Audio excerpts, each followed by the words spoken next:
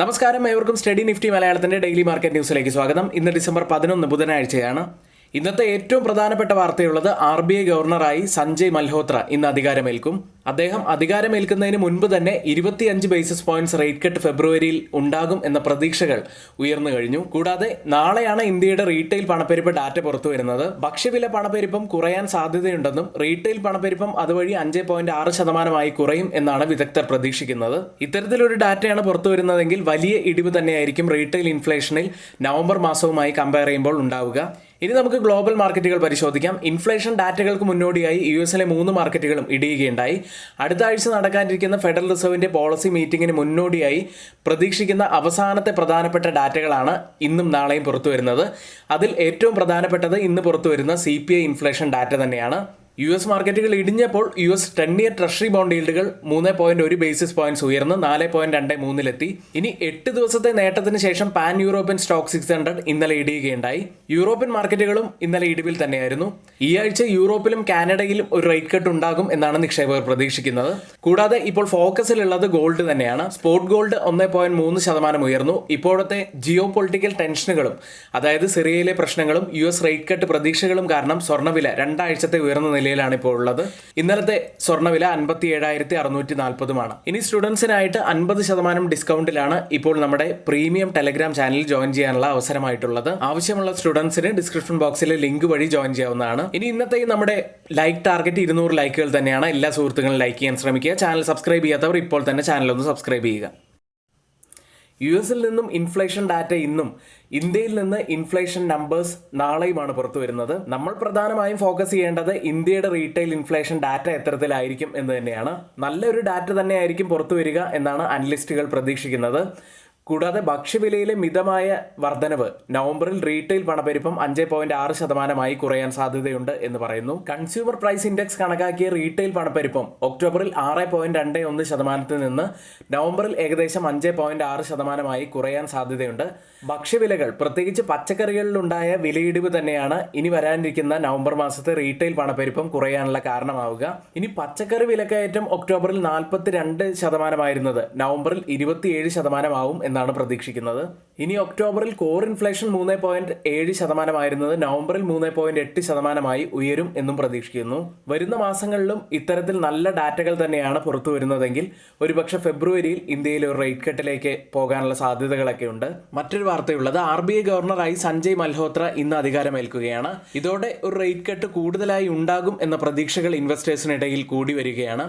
എന്നാൽ ഡോളറിനെതിരെ Indian rupee എക്കാലത്തെയും താഴ്ന്ന നിലയിലെത്തിയത് ഒരു ആശങ്ക തന്നെയാണ്. നിയുക്ത RBI ഗവർണറായി സഞ്ജയ് മൽഹോത്ര അധികാരമേൽക്കുകയാണ്.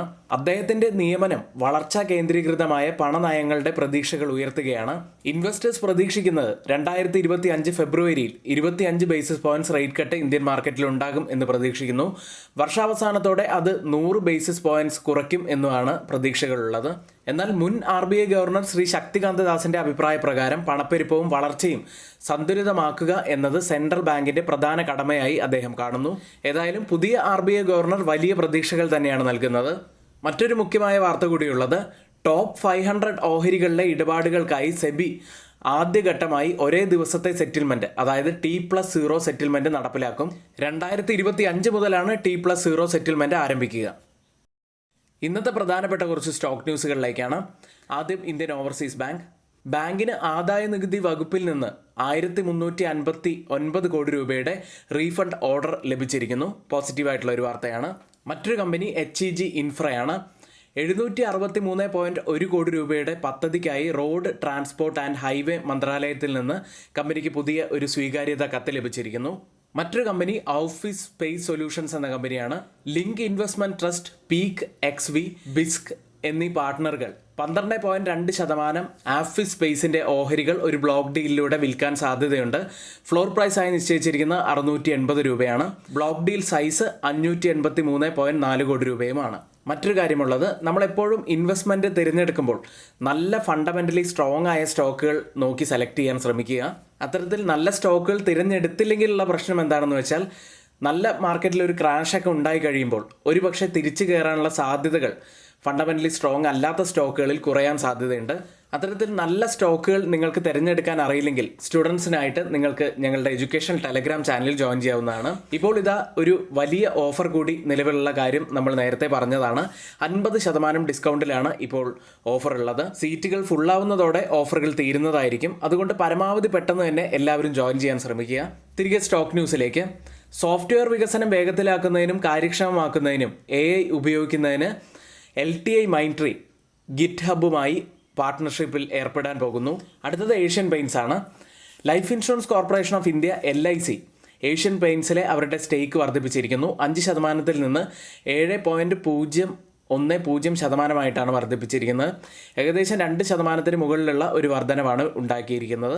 അടുത്തത് മൊറീപ്പിയൻ ലബോറട്ടറീസ് എന്ന കമ്പനിയാണ്. ആധുനിക ജീവിതശൈലിയുമായി യോജിപ്പിക്കാൻ രൂപകൽപ്പന ചെയ്ത weight management program Light Life company ആരംഭിച്ചു. ഇന്ന് F&O സെഗ്മെന്റിൽ ബാനായ സ്റ്റോക്കുകൾ Metropolis Healthcare, Granules India, Manappuram finance, PVR INOX, RBL bank തുടങ്ങിയവയാണ്. ഗ്ലോബൽ മാർക്കറ്റ് സെഗ്മെന്റിൽ ഇനി FIDA ആക്ടിവിറ്റിയാണ്. ഇന്നലെ FISും DISും നെറ്റ് ബയേഴ്സ് തന്നെയായിരുന്നു ക്യാഷ് മാർക്കറ്റിൽ. FIS 1286 കോടി രൂപയ്ക്ക് ബൈ ചെയ്തപ്പോൾ DIS 606 കോടി രൂപയ്ക്കാണ് ബൈ ചെയ്തത്. US മാർക്കറ്റിലേക്ക്.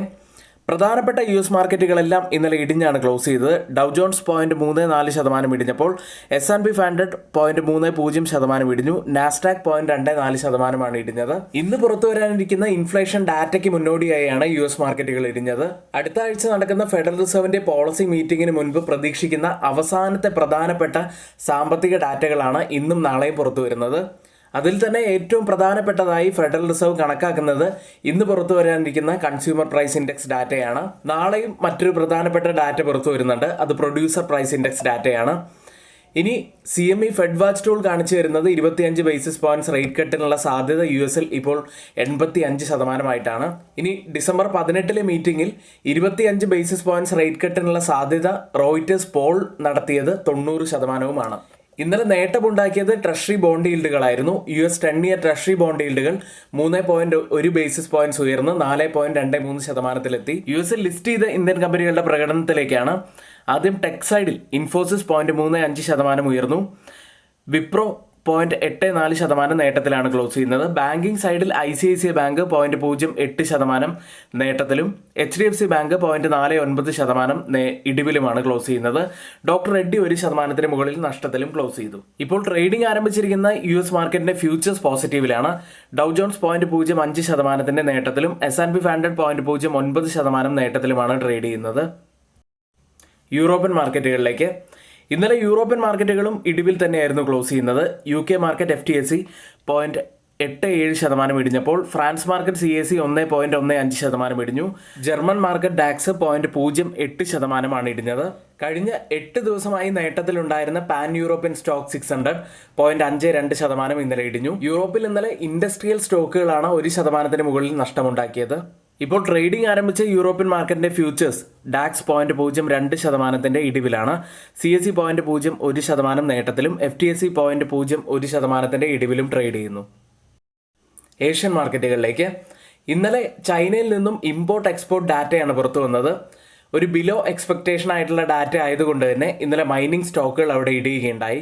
ഇപ്പോൾ ഓപ്പൺ ചെയ്ത ഏഷ്യൻ മാർക്കറ്റുകളിൽ ആദ്യം ഗിഫ്റ്റ് നിഫ്റ്റി ഉള്ളത് 24,679 എന്ന നിലയിലാണ്. 7 പോയിന്റ്സ് ഡൗൺ സൈഡിലാണ് ഇപ്പോൾ ട്രേഡ് ചെയ്യുന്നത്. അതായത് ഇന്ന് നമ്മുടെ മാർക്കറ്റിൽ നിഫ്റ്റിയിൽ ഒരു മ്യൂട്ടഡ് ഓപ്പണിംഗ് അല്ലെങ്കിൽ ചെറിയ ഒരു നെഗറ്റീവ് ഓപ്പണിങ്ങിനാണ് ഇപ്പോഴത്തെ ഈ ഒരു നിലവെച്ച് സാധ്യതയുള്ളത്. ഇപ്പോൾ ഓപ്പൺ ചെയ്തിരിക്കുന്ന മറ്റ് ഏഷ്യൻ മാർക്കറ്റുകളും ഇടിവിൽ തന്നെയാണ്. ജപ്പാൻ മാർക്കറ്റ് നിക്കി 0.11% ഇടിവിൽ, സിംഗപ്പൂർ മാർക്കറ്റ് 0.05% ഇടിവിലും. ഇപ്പോൾ കോസ്പി മാർക്കറ്റ് മാത്രമാണ് പോസിറ്റീവിലുള്ളത് 0.93%. ഓയിൽ പ്രൈസുകളിലേക്ക്. ചൊവ്വാഴ്ച എണ്ണവിലയിൽ വലിയ മാറ്റമുണ്ടായില്ല. 1.5%-നടുത്ത് നേട്ടത്തിലുണ്ടായിരുന്ന ബ്രന്റ് ഫ്യൂച്ചേഴ്സ് ഒടുവിൽ ക്ലോസ് ചെയ്യുന്നത് ചെറിയ പോസിറ്റിവിറ്റിയിലാണ്. സിറിയൻ പ്രസിഡന്റ് അട്ടിമറിക്കപ്പെടും എന്ന ഭയം കുറഞ്ഞിരിക്കുന്നു. അതേസമയം ചൈനീസ് സാമ്പത്തിക ഉത്തേജനം ക്രൂഡ് ഡിമാൻഡ് വർദ്ധിപ്പിക്കും എന്ന പ്രതീക്ഷയും ഉയർത്തുകയുണ്ടായി. ബ്രന്റ് ഫ്യൂച്ചേഴ്സ് ഇപ്പോൾ ട്രേഡ് ചെയ്യുന്നത് $72.09 പെർ ബാരൽ എന്ന നിലയിൽ 0.14% ഇടിവിലാണ്. WTI ഉള്ളത് $68.55 പെർ ബാരൽ എന്ന നിലയിൽ 0.06% ഇടിവിൽ ട്രേഡ് ചെയ്യുന്നു. ഇന്നത്തെ ഏറ്റവും പ്രധാനപ്പെട്ട കുറച്ച് വാർത്തകളാണ് നമ്മളിവിടെ ഷെയർ ചെയ്തിരിക്കുന്നത്. ഈ വാർത്തകളെല്ലാം ഏറ്റവും ഓതറൈസ്ഡ് ആയിട്ടുള്ള സൈറ്റുകളായ Moneycontrol, Mint, Reuters, CNBC, Financial Express തുടങ്ങിയ മാധ്യമങ്ങളിൽ നിന്നാണ് നമ്മൾ എടുത്തിരിക്കുന്നത്. മറ്റുള്ളവയെല്ലാം നമ്മുടെ വ്യൂസ് മാത്രമാണ്. ഒരിക്കലും അത് റെക്കമെൻഡേഷനായിട്ട് ആരും തന്നെ എടുക്കരുത്. എങ്കിൽ ഇന്നത്തെ ഈ വീഡിയോ ഇവിടെ പൂർത്തിയാവുന്നു. ഏവർക്കും നന്ദി.